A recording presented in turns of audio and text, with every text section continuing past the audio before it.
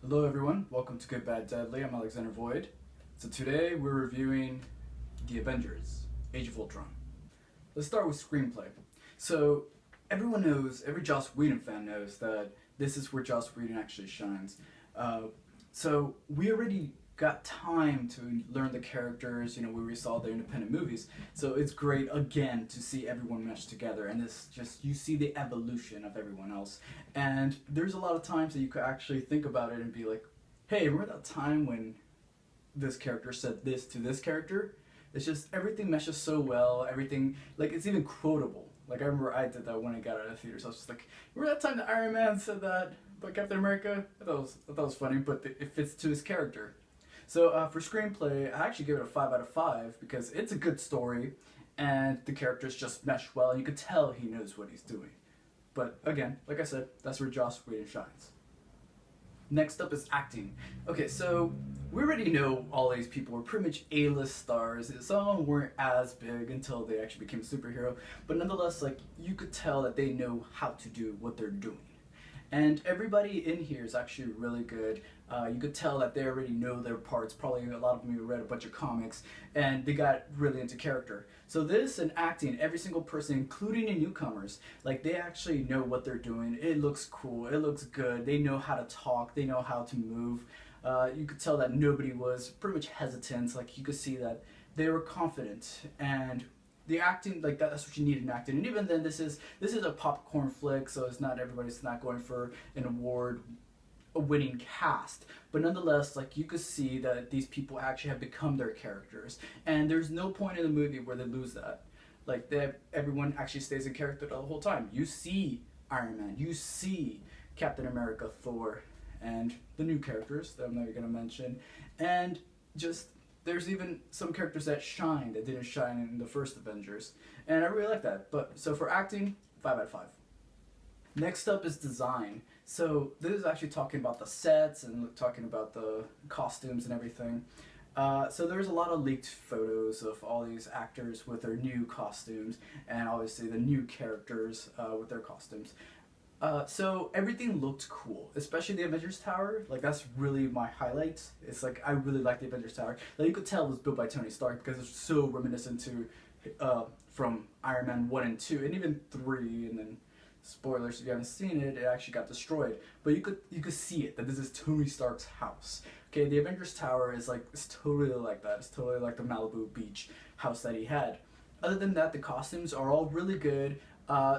Slight tweaks and stuff. The only one that really stood out to me that I didn't like was Scarlet Witch's. Scarlet Witch, you could tell that it should be Stark Tech, just like you saw in the trailers that Captain America had this weird thing that magnetically pulls his shield. So I guess he also gave that to Black Widow. That's what I meant. Black Widow.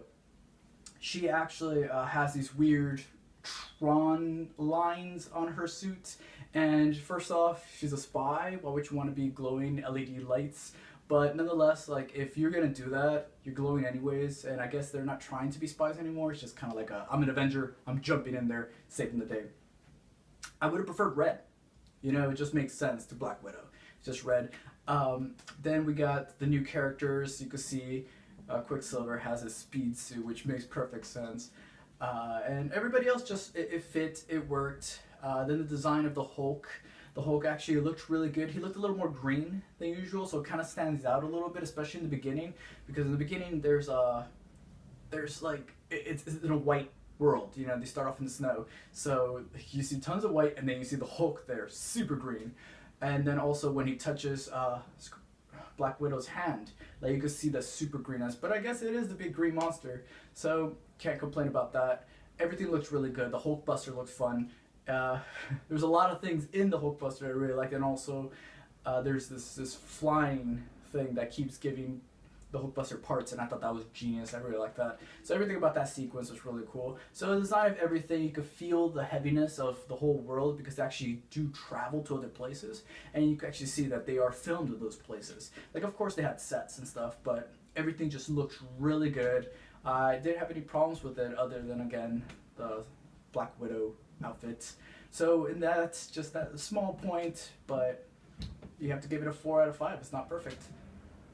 Next up is cinematography.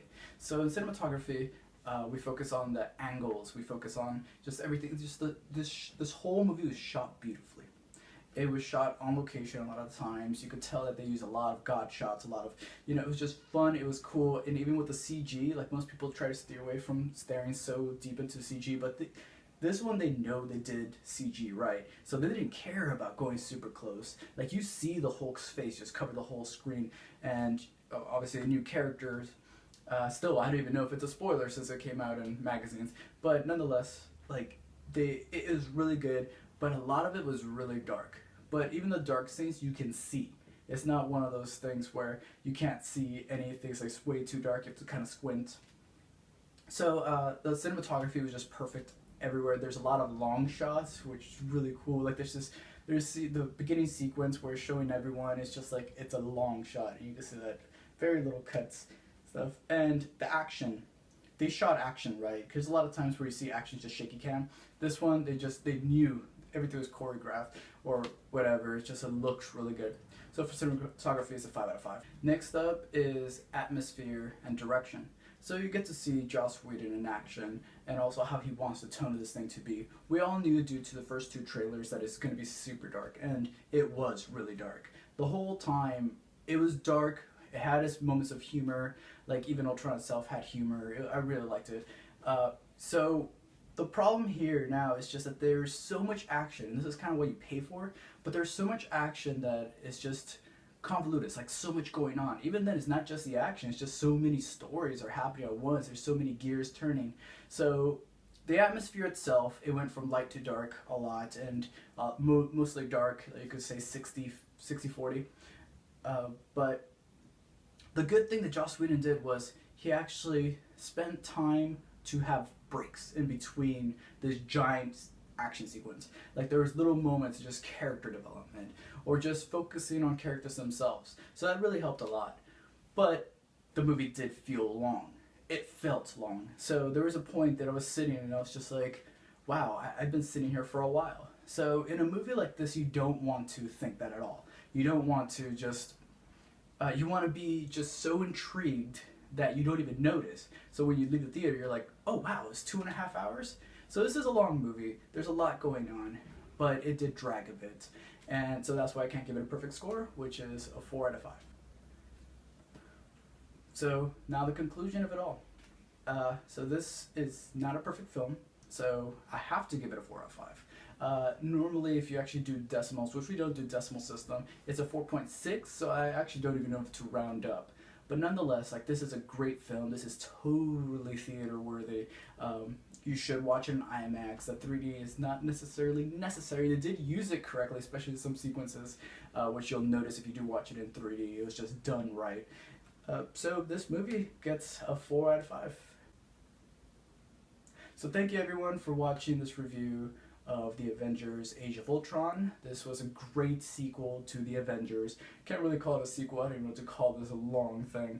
This is just a series. So thank you for watching, and make sure for any reviews or anything else, stay here. Good, Bad, Deadly.